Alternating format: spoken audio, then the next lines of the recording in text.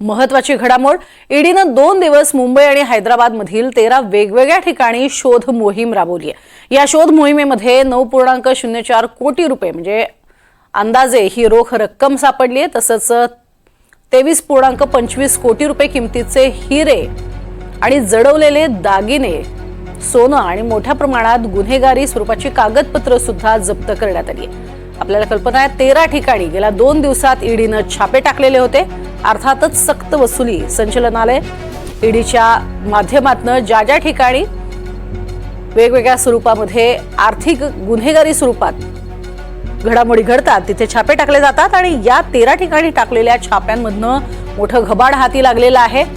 यात 9 कोटींची रोकड आणि तब्बल 23.25 लाखांचे दागिने सापडलेले आहेत, जप्त करण्यात आलेत।